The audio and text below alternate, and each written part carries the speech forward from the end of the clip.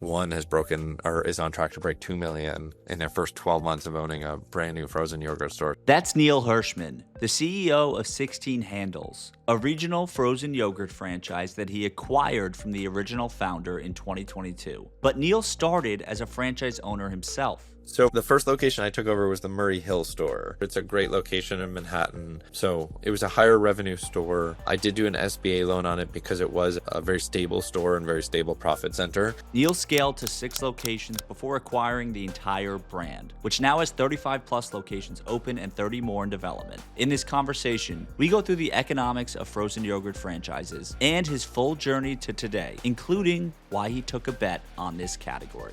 You were a finance guy and you decided to kind of go all in on a category that was dead and that a lot of people had at least written off. Why?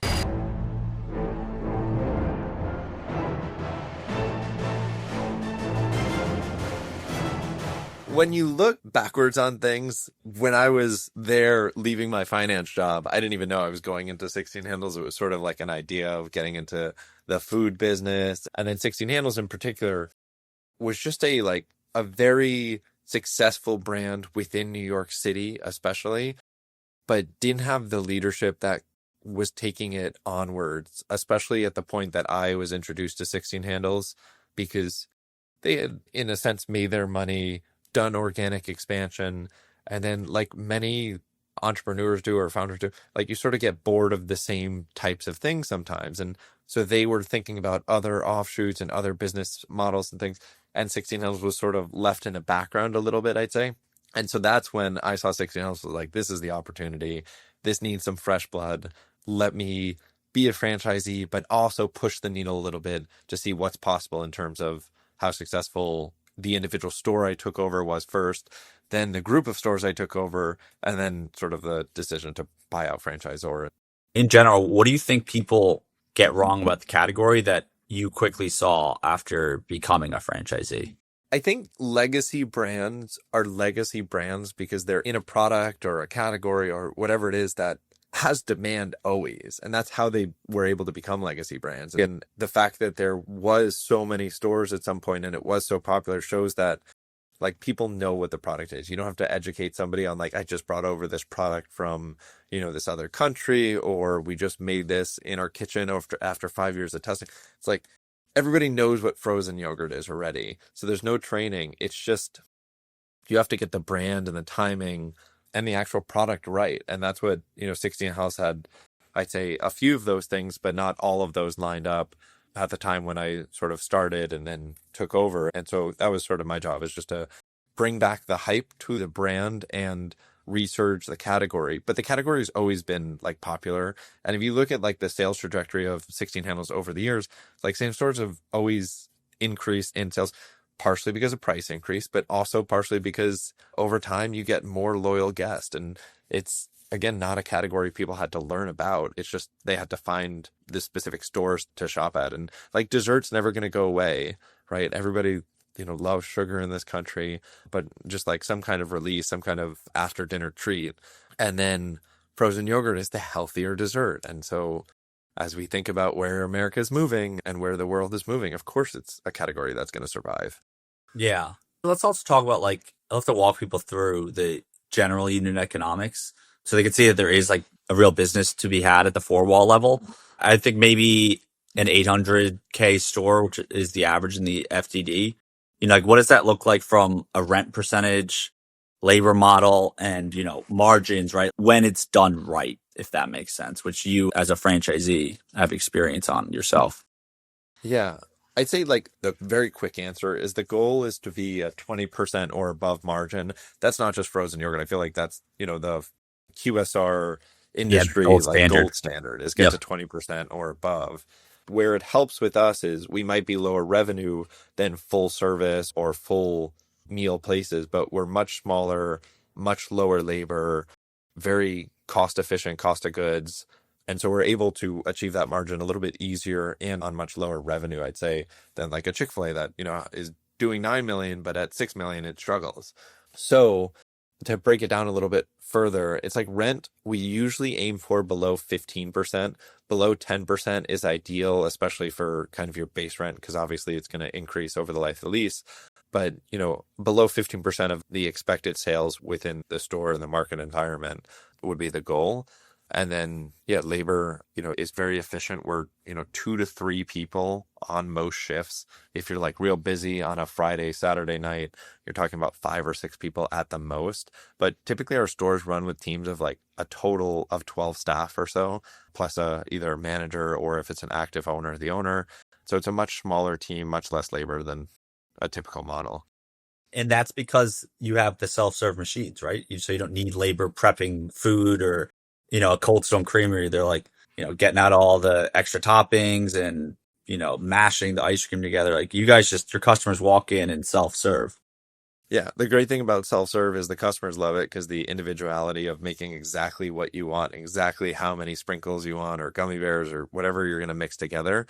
But obviously, from a labor perspective, it's super efficient because the soft serve machines are effectively the magic robots that everybody's looking for in the food space of like automation and AI. It's like frozen yogurt, self-serve frozen yogurt, especially has sort of always had that automation because the machines do all the hard work.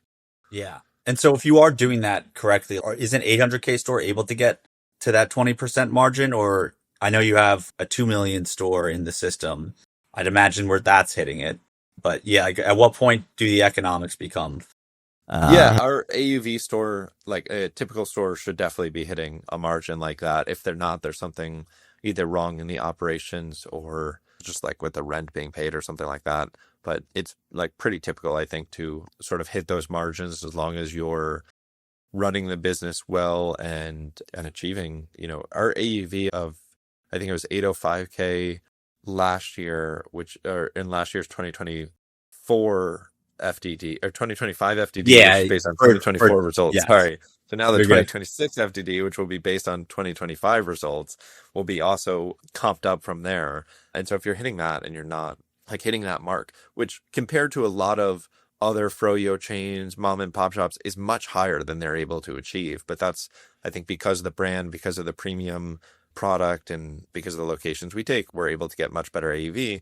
If you're hitting that and not making good profit, then something's gone wrong in the business. And that's what our corporate team is here for, is right. Like we have a VP of operations whose job is to sort of check on the health and the profitability of stores so that we can help them, with all the expertise we have, achieve a 20% margin. But yeah, if you're hitting AUV or above, then there's no reason not to. Obviously, every $100,000 you make on top of your break even becomes more profitable. And so when you talk about the $1 million stores, the $2 million stores in our system, they're at a much higher profit margin, but you have to get there by having very high revenue.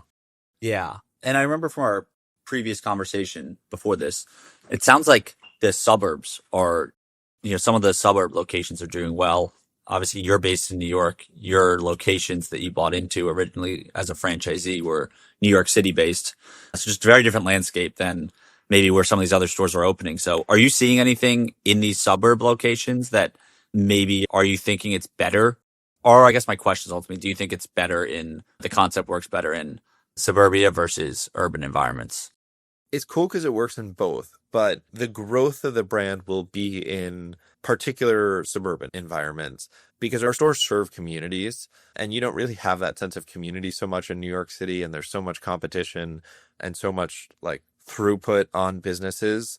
And that's why you see like the constant turnover of like some of the same retail spaces since COVID have changed over 3 times, which is only like 5 years. And so our city stores are still very successful because it's a great product, but they don't have that sense of community that our suburban stores do, I would say. And that's why the growth is better in the right suburban communities. What that means is usually a higher median income, just to have a little extra disposable income. We are the premium end of frozen yogurt. So a lot of times we are a few cents per ounce more expensive than some of the legacy brands or some mom and pop shops. I feel like a lot of them have crept up over the years. So maybe not even so anymore, but that's what I used to feel at least. And so you need that extra disposable income and also a market environment that wants something a little healthier, that's a little bit like more open to eating yogurts. And, now we have like a kefir soft serve, eating different types of things that have different benefits to your body other than just like I want a Dairy Queen cone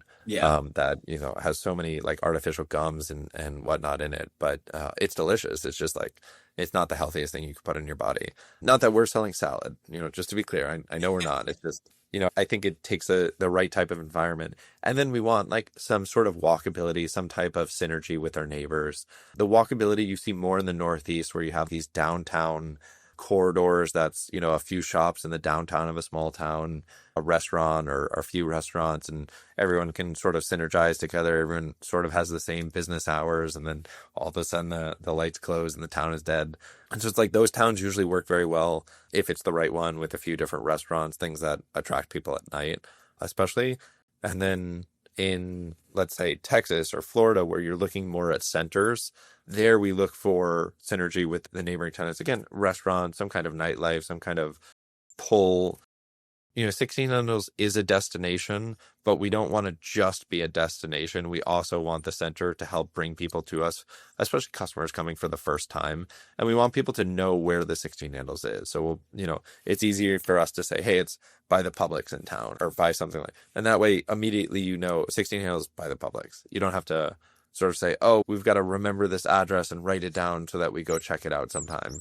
And so that's where we look at like the larger power anchor centers, sometimes grocery anchors, sometimes movie theaters, other things, and the sort of either the premium shops or some nicer restaurants, sit-down restaurants. Are the majority of customers coming in at nighttime? Because I know you just mentioned nighttime, like hours being somewhat important. Yeah. I think the reason our AUV is so high compared to other frozen yogurt is because we have 2 day parts. We have the after school rush, sort of that 3 to 5 p.m. of mostly kids in school, sometimes college kids, but mostly regular, elementary, middle, high school students and either their parents or their caretakers or their friends coming to 16 Handles. And for a lot of frozen yogurt, that is the core business. And that's why their, mascots are, little kids focused animations and like, they've got that Chuck E. Cheese-esque green ceilings, things like that. For 16 Handles, that is not our core business. Our core business is the after dinner, which is an older crowd, usually millennials. I say the broad millennial, like a 25 to 45-year-old. That's not the only customer base, but I'd say that's the majority of the customer base, which is effectively entry-level workers or college people, college graduates who just joined the workforce. They're like sort of come to hangout spot up until the time that they again go dating, need somewhere to go that's not a bar after they go out, because you can't always go to a bar. And especially as America sort of seems to be moving away from alcohol culture, it's like 16 Hills meets that mark, similar to like a Starbucks of the nighttime, where it's cheap, you can hang out, there's great seating, great vibes, but it's just a place to go. And then up until the time that those people then have young families and they're going out with their families for dinner and they're coming to 16 Handles right after. And so that's our majority revenue shift, is sort of that 7:30 to 9:30 spread. And I think that's what differentiates us from a lot of places, but that's why we need the right types of locations. Sure. Well, let's rewind to your first location. How did you even discover it? And when did you decide you were going to quit your job to just become a small business owner and a franchise owner? So the first location I took over was the Murray Hill store. But the real story behind it was that when I was talking to the 16 Handles franchisor, the corporate team at the time, which was the founder, Solomon, and his cousin Alex, and when I was first talking to them, I was originally talking about new locations. And then I sort of looked through and spend time at their existing locations, and I would bring up questions like, hey, this store has had a broken bathroom for a long time. Like, what's up with that? Just like trying to understand the business more. And through that, I realized they really had sort of checked out management of their corporate stores, which is fine. It naturally happens, I think, in a lot of cases where you have, investors who sort of made their money, and then you're looking at the investment 10 years later or something when, things start breaking down and just nobody wants to put in the time anymore. And so that's when I started kind of shifting and thinking like, hey, these corporate locations don't need to be corporate. They can be franchise owned and somebody can clean them up and fix them. Sort of that's the opportunity that I saw with that original location, which is Murray Hill. And that's a great neighborhood. It's a lot of entry level workers, that part of Manhattan. So like a lot of people's first apartment in New York City after college when they get their job ends up going in Murray Hill. And so it just like it naturally made sense to me that that location was a good one. It had 10 years of profits behind it. So I knew I was buying a good investment. I actually did think it was going to be more turnkey and like a little small fixes, but I ended up working the store open to close for 3 months every single day, Monday through Sunday. The first day I took off was July 4th. And I remember I was just like watching the cameras all day No because I was way. so worried about not being there. But that's how you learn the business is I learned it from the employees. I learned it from, being inside from the customers, from pouring yogurt and doing inventory, doing everything myself. Well, let's talk about that. Were you working in the store every day for 3 months because you couldn't figure out a way to hire someone to take some time off, or you just didn't feel comfortable leaving the store to someone else? It was just that I saw so many improvements to make that every day was like a different project. Okay. And that's the cool thing about, being an entrepreneur is not every day is the same. And, that's one of the reasons I wanted to leave my corporate finance job is that was very much what corporate finance was, is every day sit at your desk in front of your computer, start with emails and then go to this and then go to that. And, every Wednesday is this report and this meeting. And so it was just, I kept finding new projects. And once you open up the can of worms, it's like, there's a lot of worms to, clean up. And some of the changes weren't perfect. Some of them, like I really struggled with the whipped cream dispensers. So then we made like homemade whipped cream. So then I tried to use like a regular aerosol whipped cream with 16 ounce branding and I worsened the product. And so then I reverted back and figured out better ways to make the whipped cream dispenser and better training for it and better parts. But I just had to make so many changes to sort of see what worked and what improved the business. And also like to learn about, how to staff the stores. Is there was an existing staff at the store. Many of them stayed through the transition, but the job changed as they went from a passive owner to a very active, literally at the store owner who was sort of questioning, hey, why are you standing around doing nothing for 20 minutes? Like, what do we have to do? And, just like those little things. And it wasn't anything against them. It was just like literally they hadn't previously been assigned to any checklist or anything. And it was also really fun. Like, it genuinely is fun to work a froyo shop, Friday on the register and just like, person after person after person after person. And like people are happy. It's the best business because if anybody's upset, all right, take your froyo for free. You're all good. Like, and then happy again, right? There's no tears in a froyo store. Yeah. Well, would you say more of the time was spent on maybe building out those processes, and it's almost like culture, right? Because it sounds like you took a much different and more active approach than the previous owner. So just training the staff on the new things, or were there a lot of things like the whipped cream example you gave? Because to me, I would have frankly thought, given its self-serve froyo, that kind of level of the operating model, I would have thought was mostly figured out. Like I would have thought the whipped cream was just coming out fine, however it was being done when you took over. But yeah, were there any other examples like Yeah, that? it Or was. It was, but it was a system from 10 years ago. And over 10 years, like different technology comes into place, different consumer habits happen, et cetera. So it's not that the business wasn't running well. Again, it had a decade of profits behind it. It's just that I doubled that profit margin in the course of the first year of the business. yeah, So it's more of like thematically, I think it matters for what you did as an entrepreneur. Can you try to paint us a picture of what was the whipped cream dispenser like when you took over? And like, why was there any reason to even care about it? Is it like coming out of a machine? Because I think everyone no, thinks it's not about a the machine. whipped It's like cream. so we would make our own basically cream in this canister and then you put nitrogen in it. And so you'd waste so many of these little nitrogen bottles to shake it up and then hope the mix is perfect. And after you've wasted, $2, $3 of nitrogen, when you first take the test, it worked perfectly. I felt like we were spending a lot of time and money on making this whipped cream. And so I thought, oh, you know what? I could simplify this and sort of just rebrand a canned aerosol, which, I could just get the whole bottle for $1 or $2 when you buy them in bulk. But the product quality was just like not as good. And so then it was, okay, if we go back to using the custom made whipped cream, is there a new device that's better? Is there a different way to get nitrogen into it?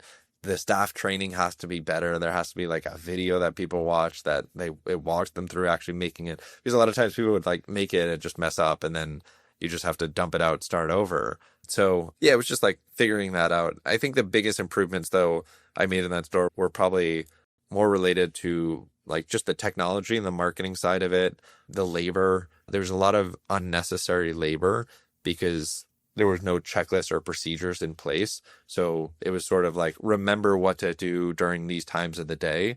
Whereas it's like, hey, here's the checklist. Let's go through it. Let's see how long it actually takes to do this. And then we'll schedule the labor accordingly. And then also like predicting sales and being able to schedule accordingly and saying, hey, same store sales on this week over the past 5 years always average out here. So this is how much fruit we should prep. This is how many people we should have on shift. It's just like the data does usually work and put you in a pretty good place. And then all of a sudden there's less waste both in product and in labor. Okay, so you dialed in the ops, you dialed in the labor.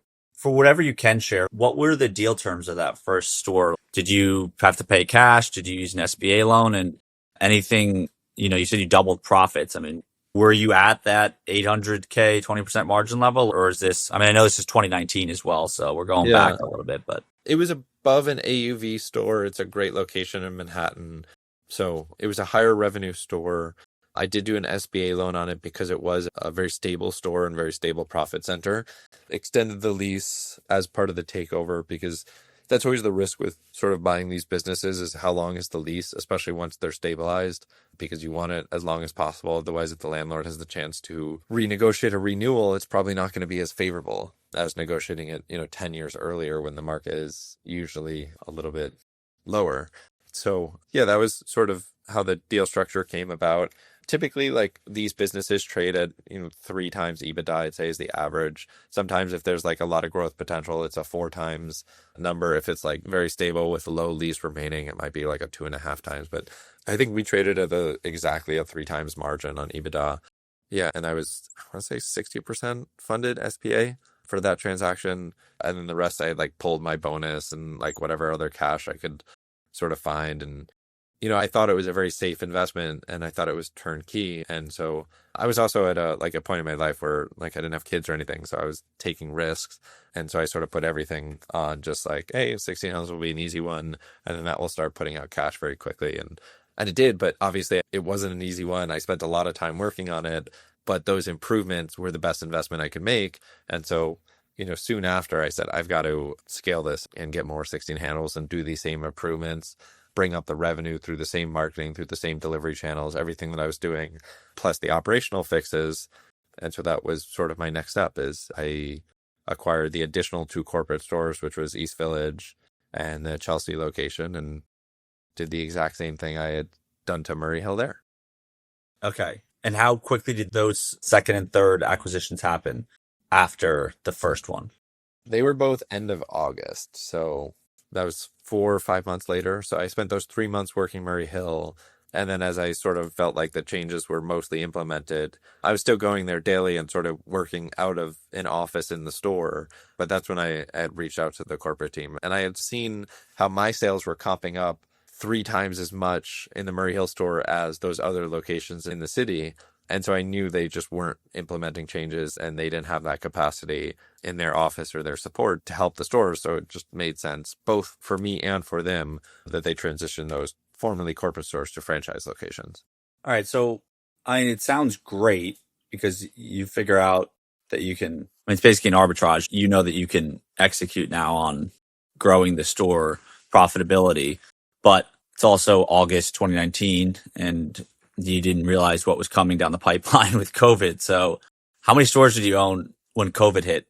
At the start of COVID, I was 3 stores with a 4th under construction. So after I bought the 3 corporate stores, that was all the corporate stores at the time. So then I thought about adding additional stores, and especially I looked at the delivery map because that was such a large part of the business. And I realized there's a whole part of Manhattan, lower Manhattan, sort of Tribeca financial district I wasn't hitting. And so I wanted to, well, I sort of said to myself, if I could just do deliveries in that area, that alone would sustain rent. And so I said to myself, let me open a store downtown and get that going. Is this third party delivery like DoorDash and Uber Eats? Yeah, Or yeah, yeah. third party DoorDash, Grubhub, Uber Eats, yeah. And you guys are able to do that profitably because, a lot of Yeah, restaurants. we do a lot of delivery, especially pre-COVID. I was like the first frozen dessert, I feel like, to go on those third parties. And so, yeah, we do a lot of delivery in 16 handles. Wouldn't have guessed that. But in the winter, it could be like 30% of revenue, 30 to 40% of revenue, especially in the urban stores. yeah, But still in the suburban stores, you're looking at, 20, 25% of revenue. Not that revenues drop that much, just that delivery becomes that big of a kind of a successful venture. And people just like sitting at home and getting dessert delivered. Yeah. Oh, yeah. There's a lot of the convenience culture's definitely strong here in the New York City area. What did you learn about Manhattan real estate? And now being a franchisor, I imagine you're involved at least at an oversight level with your franchisees in more suburban areas. But, is there anything unique you've learned about just building and or acquiring in Manhattan between I the mean, real estate costs, the permitting? I think there's a little bit of a misconception in that Manhattan is actually a pretty lenient place for both landlord negotiations and for permitting and building compared to most of the country. And I think it's just because it's factored in that there is such high foot traffic that turnover in spaces is sort of natural because there's also so much competition. So it's not as scary as like some of these centers where they build with this tenant mix. And if they lose one of the tenants, it's like a big detriment to the center and it doesn't serve the community the same way. So the tenants are almost more important there than they are in Manhattan, where like everything is just so sort of investment focused and landlords, it's like very predictable what things are going to rent for and do because you could just imagine the cap rates like landlords are going for. And so they just need to hit a certain type of cash flow. And so you can negotiate pretty favorably once you have the insight as to what the landlord needs to reach their target. Because then the rest of it, they also need a tenant. And, everyone would prefer a stable tenant who's proven themselves successful in New York City versus like there's so many new concepts. Like St. Mark's in the East Village is like one of the funniest places because you get so many people who want to build on St. Mark's to say that they open their, restaurant or whatever on St. Mark's in East Village. So it has, I think, the highest turnover, but also the highest like new concept starting, I'd say, of anywhere in Manhattan. Yeah. But like you can go to any restaurant on St. Mark's and in 3 years it will be a totally different restaurant. I feel like it's just been like so much turnover on that street. And so I think it's just like understanding what your leverage is. If you're the new guy, it's like what you can build and like how much rent you can pay for the short term. Because, most likely a landlord's not going to think you're actually going to last a 10 or a 15-year lease in a prime location in Manhattan. And then for the stable ones, it's, how many add-ons can you leverage so that the landlord gets the sort of cap rate valuation they need and the income side, but they're preferring you because you're a stable tenant. So you're able to sort of throw a bunch of add-ons in. And then across the country, it's a little bit of a different game. It's more like, how do we fit this center and complement everyone very well and drive additional traffic to the center?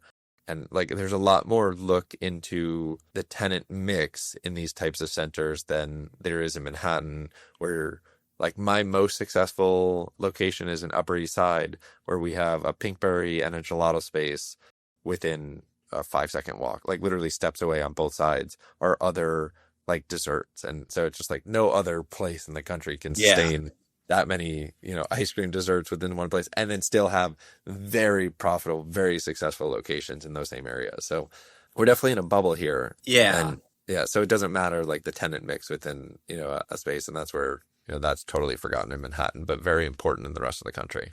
It's definitely an ecosystem unto itself. You're the first person I met, though, who kind of spoke to the other side that it's, there are some favorable aspects to it. A lot of folks, they're like, I don't want to get involved with Manhattan because obviously the rent's going to be more expensive Yeah. compared to other parts of the country. But even that competitive dynamic is just different. But it sounds like you've kind of found a way to thread the needle on it. Well, why during COVID did you decide to add more locations? Because I believe you doubled from 3 to 6. You said you had a fourth under construction already when it hit, but you ended up acquiring 2 more during that time frame. Yeah, a building. Okay.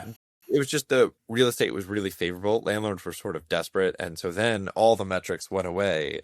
It was just like, Yeah, I mean, what did hey, your stores go to? 80% of our portfolio stopped paying rent or has completely left. Like so many people just like packed up their equipment and left, which is crazy. But there also was no customer. So you sort of had to just like eat rent for a few months and be in a position where you could do that. You had cash saved up? Yeah, I mean, enough. It didn't really start until I feel like, was it April or end of March? Yeah, I like think. mid-March was like that day. I remember like the March Madness tournament got canceled, and like that was like Yeah. everything was just off at that point. Yeah. So we just finished winter and we were starting to ramp up probably for the season. But what I was able to do also was like I just was very transparent with the landlords. I remember I like just sent everybody POS reports to show them where I'm at and said, "Look, I'm here for the long term. I'm not going anywhere. I live in Manhattan. Let's renegotiate. Let's do some kind of, rent abatement, discounted rent, whatever, and a new 10-year lease." And so I renegotiated all of my existing stores with new long-term leases. Most of them had like at least a few years left, but not 10 or 15 years with options. And so I spent the beginning part doing that. And then with the new locations, it was just like there were spaces that were available that otherwise wouldn't have been available, that came with the electric we needed, came with the sinks and the plumbing done, whatever it was. And the landlord just needed a tenant and nobody else was shopping. And so you got these very favorable leases where you could just submit like super lowball offers that normally would never get a response. And all of a sudden you were getting a call back 24 hours later. And so that's sort of what I did is I just, threw a few lowball offers out. And obviously there was a few that didn't respond. And, the landlords held on to it and said, "Hey, look, we can eat the rent for a few years, let New York City recover and then get, 250 a foot or whatever, they think their space is worth." But some of the landlords, just cared about cash flow and cared about filling their spaces. And, for those ones, I was able to get really cheap rent and really great deals. And then builds was really tricky because contractors, nobody was really around. Nobody Yeah. wanted to all of a sudden be in a, under construction, close environment with other people, right? So construction was hard and took longer than it normally would have, but the leases made sense at the time. And so that was sort of the idea of like, hey, this is a good time to expand. And I lived in New York. I knew we were going to come out of it. Like I remember I rode a scooter between my stores most days at that point in life because it was a quick, easy way to get around. Yeah. Just And I scooted to Times Square at some point during COVID at night. And I was like the only person in Times Square. All the TVs like still on and everything. And it was like it was all happening just for me and like maybe one European tourist who was still in the background. I was just like thinking to myself, like, this is so silly. Like, this is of course going to come back. We're not going to just like throw away all of this. And, what are we, 4 years? Like even 2 years later, it didn't feel like COVID happened. And yeah, so, obviously long term, they made a lot of sense. yeah. I mean, that was a bold move at the time. I mean, I think a lot of people hearing it would say like, "Oh yeah, of course, that was the smart move." But the sentiment at that time was definitely different. Where I mean, even the landlords were clearly probably had some fear. There's a lot of fear and uncertainty around. So yeah, I mean, good on you for being able to capitalize on it. But that's kind of the franchisee story for you. The franchisor story is also equally interesting. So I believe it's 2022. You end up acquiring the brand. Was it just the success that you were having on the franchisee side? And you've already kind of mentioned, right, that they were the original founder and ownership group was maybe kind of bored and or just tired, which does happen all the time. And you just thought you could do it better, or did they come to you? No, I definitely went to them.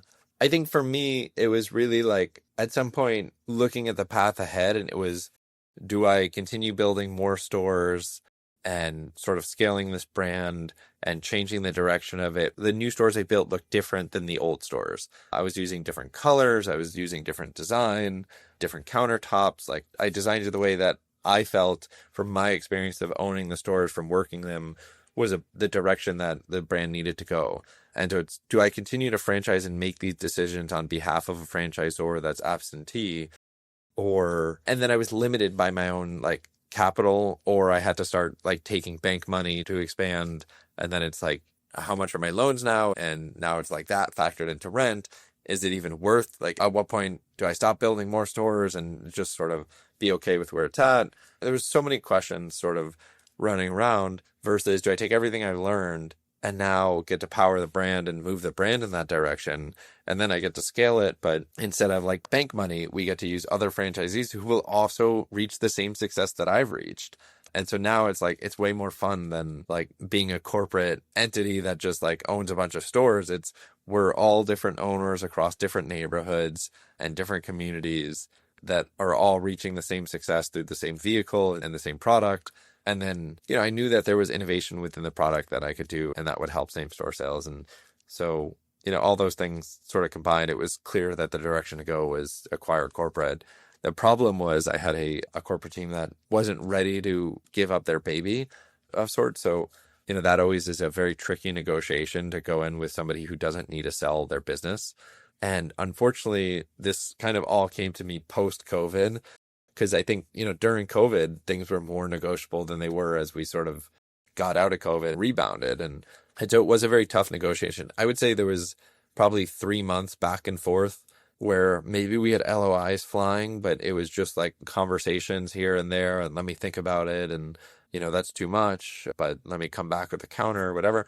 And so there was just like a lot of uncertainty for a few months. And then finally we found a deal structure that made sense, that we were all, I don't know if I'd say happy with, but we were all okay with, right? It's like a good negotiation. Nobody leaves happy. I feel like we were very much one of those negotiations. But yeah, we ended up reaching a place. And by August, I had taken over. And the first people I brought on were other franchisees to help run corporate with me, because nobody knew the operations of 16 Handles better than the people who had been running successful 16 Handles for many years. And it was like the other franchisees who sort of motivated me, because they had that same feeling that I did. It's like, how is 16 Handles not the national name, but some of these other legacy brands like Menchie's or Peach Wave or Sweet Flex or all these, like, how is it that people know those in other parts of the country but don't know 16 Handles? Like, it just doesn't make any sense when we're so popular here.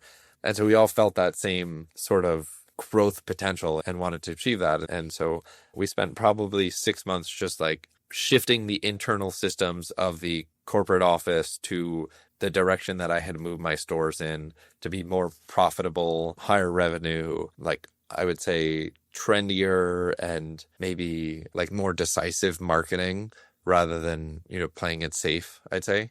And then also just fixing the systems to build a store, because I was doing it like a one-off store here and there, and I knew to build 10 or 20 stores at once, we needed a better, more cost-effective system, because like I'm very good at negotiating with contractors, but I can't negotiate with 20 different contractors across the country, and you can't expect certain franchisees to always, be able to have the same knowledge of stores that I had, because I had already built a bunch. So we needed systems so that there wasn't a need to do all these things. We spend 6 months a year like fixing those systems, recording fresh video, training, content libraries, things like that, before we really started franchising. And that's when we were like, hey, this product is good. This investment is good.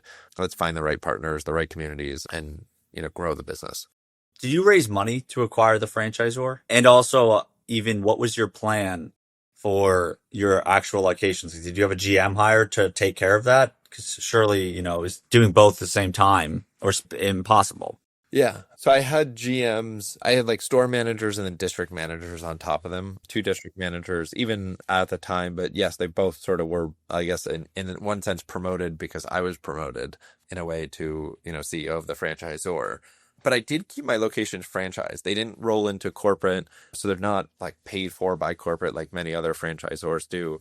I said, look, I'm going to be in it just like the franchisees are. If there's new fees, there's new cost of goods increase, whatever it is, I want to feel it too and know what the bottom line margin is. And so those 6 stores are still franchise locations by me personally.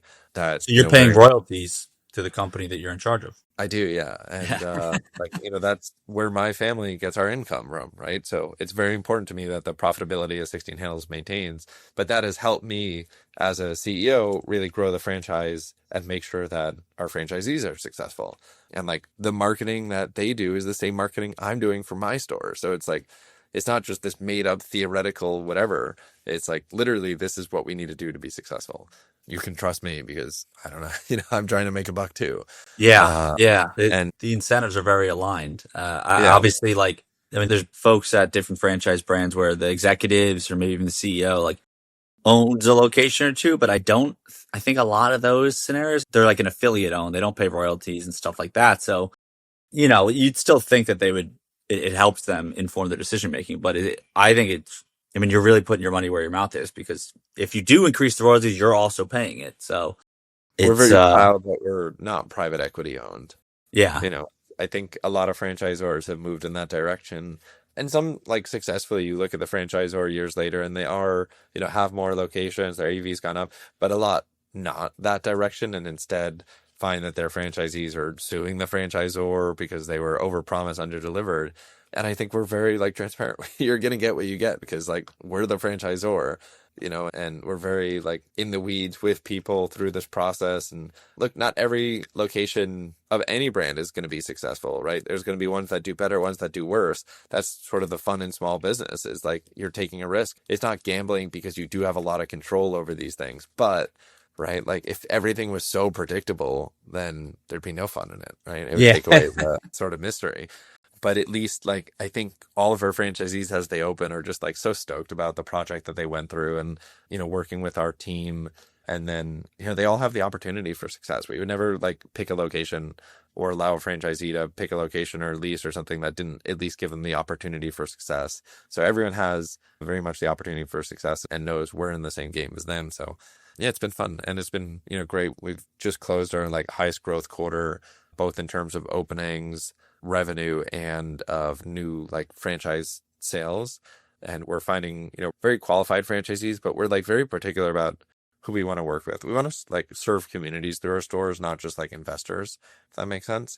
And like I work with them so directly. Like I very much still lead sort of our leasing and real estate departments, I'd say, and just even overall operations. We have, Patty, who's our VP of operations, and Donna, our VP of training. But like we all work together so closely that we're all part of every store from the executive level.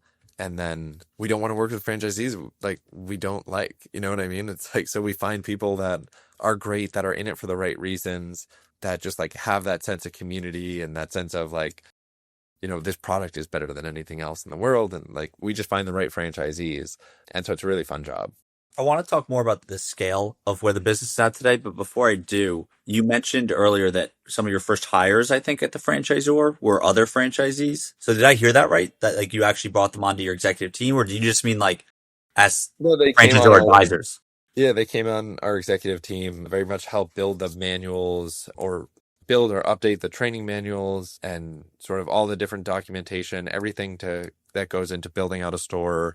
Yeah, it was all by like people who'd been experienced in the brand because I knew how to do this because I had my years of experience owning the stores and I knew that other people would have the same. And I just like didn't want a corporate bigwig to come in, like tell our franchisees or tell me how to run the company because it's like not a hard business. We're selling, happiness. We're selling ice cream. So it's just about like learning the nuances and avoiding any costly mistakes. And nobody knows that better than the people who've gone through the process from, build out to opening to running a store for many years. And so, yeah, some of our initial hires were existing franchisees. And then like, as we've grown, obviously our team has grown too. We need to support now, I don't know, over 30 in development stores that are at some point between leasing and construction and pre-opening training. So our team has grown, but even the people that I've hired from elsewhere always have, decades of experience with franchisees. They're not like people who were, just sitting at a corporate boardroom table because I want everybody to like be in the weeds with the franchisees. That's, I think, Yeah. how we'll be successful. That's how we'll know the people we're working with are going to be successful, but also that like we understand the pain that they're going through so that we could fix it. When you acquired the brand, how big was it? And where is it at today as far as units open? And I guess we just heard over 30 in development, but yeah, what's kind of that portfolio or brand growth since you've acquired it? Yeah. So I want to say it was 26 or 28 stores when I took over, of which I had 6 at the time, and another franchisee had 4. So that was like, almost half the stores right there between the two of us. And since then, we've opened, I want to say 12 or 14 stores with another 3 or 4 opening by the end of this quarter.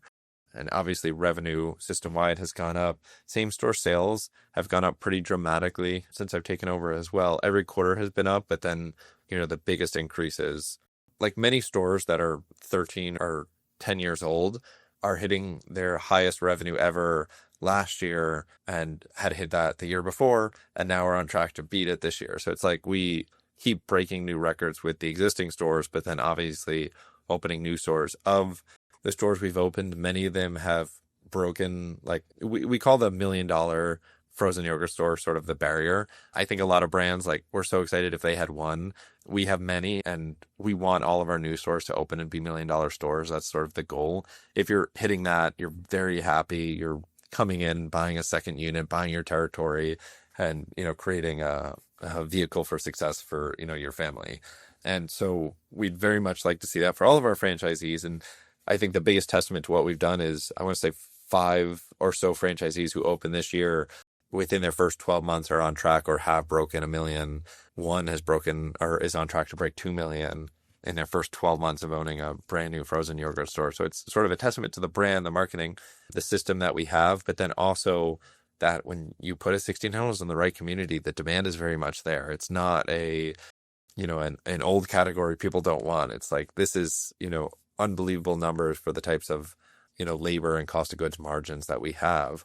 And yeah, and all those franchisees who are, at those numbers are either in the process of looking for their second location or, they're all developing. I mean, we have one franchisee who within a year is going to open their second store. Within a year of opening their first store is going to open their second store down in Florida. So we're really happy with what we've been able to achieve with our openings and with the growth of the brand. And then I think, this year we'll open more stores than we did last year. And we'll get to a place where we can consistently open 25, 30 shops a year, which is like a little more than 2 a month. Above that, I feel like it might be a little just too much and we won't be able to give the personal support that I think makes us special to each of the franchisees.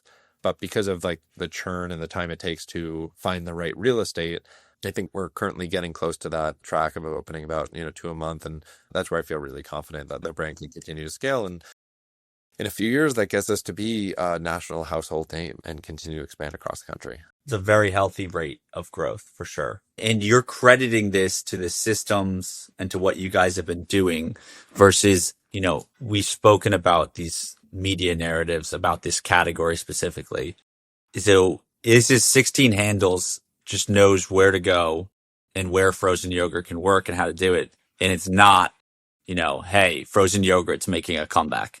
I mean, I think the two are like aligned. I think it's because 16 handles has been growing and, we obviously do a good amount of PR outreach. We've sort of created this buzz about the growth in frozen yogurt, but the story really is the growth of 16 handles, how we've increased sales and increased store counts when every other frozen yogurt chain is as stale as they've ever been, primarily because most of them are private equity owned by a group that doesn't, give a shit, doesn't make money off of it. Like they're just, they're doing a million other things and this is just the least important one to them. And so I think that the two are sort of aligned. And now, like in New York City, for example, I see so many frozen yogurt stores opening, being like, there's this new wave of frozen yogurt. But it's like, I brought on that wave that they're now following, trying to be copycats, and they're always comparing themselves to 16 handles. I mean, one of them did marketing videos before they opened of them like pretending to show what their product was, but they were in the back of one of my stores. I saw the wallpapers. It's like, so, Damn. it's like, it's cool that we're the standard that, is now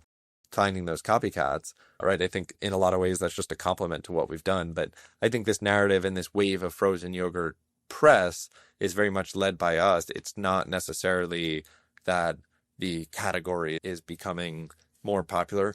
But I will say, like, healthier dessert right now does make more sense because, like, in COVID, we went to our most unhealthy habits. That's where the crumbles of the world with 1,000-calorie cookies were able to become the norm. And like now we're being like, hey, maybe that was a little crazy of us as a society to eat 1,000-calorie cookie every day. And so as we do that, then obviously like a category like ours, the healthier version of a dessert is going to be, more likely to have a long-term success.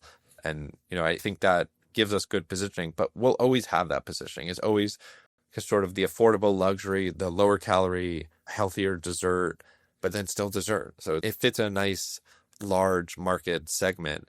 And then we're also innovating. So we have soft serve ice cream now at the stores. Like our cookie dough ice cream is one of our most popular flavors across every store, every market now. And that's just a higher milk fat. So it's like, it's a different product. We just launched our kefir soft serve, which I think is like one of the first like versions of kefir, which is a different type of probiotic that's a higher protein, kind of lower fat, and just has a lot of other health benefits into a soft serve. And it's like, I think we're early on that one. I don't think it's going to become mainstream yet. If you go to the grocery store, you'll see like Lifeway kefir very frequently. It's got this little subsection of the dairy aisle. So I think we're early on it, but like I want to be early on it. I want to like have it developed so that as the market moves in this way, we're the ones who sort of push the market Yeah, in you're that ready direction. to exploit it. Yeah, exactly. And so we'll continue to do those things. And that's why I think like we will be on the forefront of this category. We have the highest AUV in this category and we'll continue to. And that will create very successful entrepreneurs through our franchise system. And, I think franchising just works for this business model too, because you get that like local touch point where, hey, I know the school districts, I know the PTA, I know the colleges, the sororities, the fraternities, I know all these things. I live in the town, but I've got the corporate team behind me that helped me build the store very affordably and then has created all these new products. And we've got a team of graphic designers that are making the best assets that anyone in town has seen. And our social media is, going viral. And so it's like all these things that you get from the corporate benefit plus the local touch points, I think just make like franchising in frozen yogurt and sort of just this market category so particularly perfect. Yeah. Yeah. Well, something that you did differently besides add these like kind of new innovative flavors, I know you partnered with a pretty big YouTuber, Danny Duncan. For those who don't know, I mean, Danny Duncan has tens of millions of followers across social, I believe. He's been doing it for a decade. Over How 2 did billion that? on YouTube with Yeah, a how B. many? Over 2 billion, I think. Yeah, yeah. His view counts are off the charts. Crazy stunts and just his videos are wild. How did that partnership come to be? And was that part of the acquisition or did this come just after the fact? Very much part of the acquisition. So as I was sort of simultaneously talking to, the former team at 16 Handles, a friend of mine had sent me a video that Danny, this famous YouTuber, had gone to one of my stores. And so I watched it, and it's him messing with his friend. Like they were around New York City and they were playing around. There's actually like a rat on the street that he was like throwing at his friend. And, like classic New York City shenanigans in the Danny style. Yeah.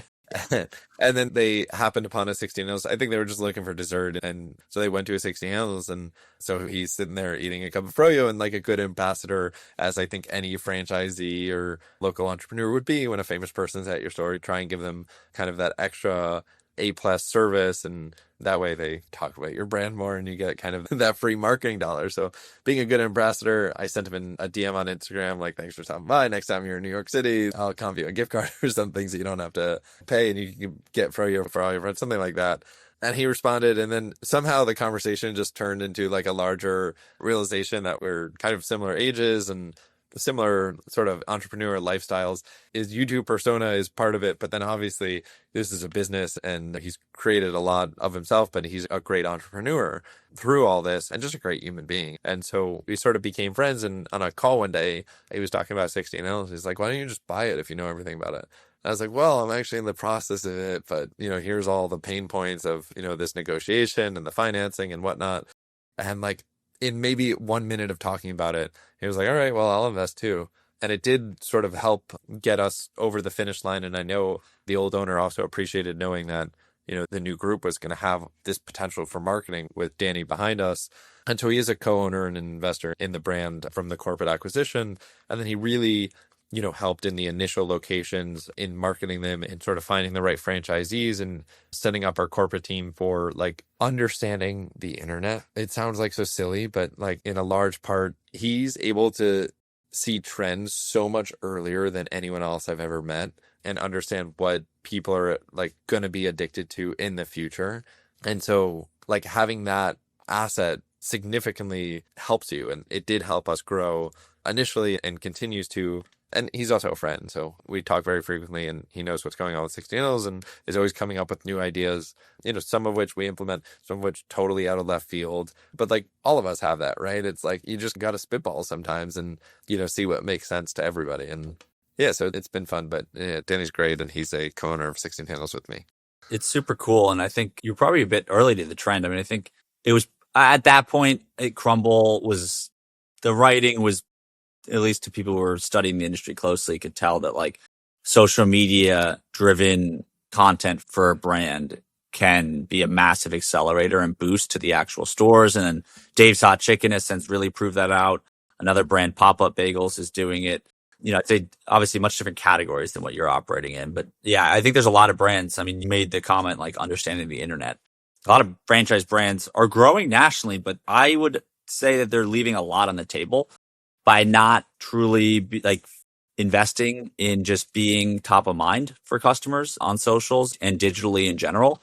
Because yeah, it's a massive boost to the business if you can get it right. And food especially, it makes sense because you go on Instagram or TikTok, I mean, there's so much just food and restaurant content from your average user that if you can do it at the brand level, I mean, it's just a tailwind.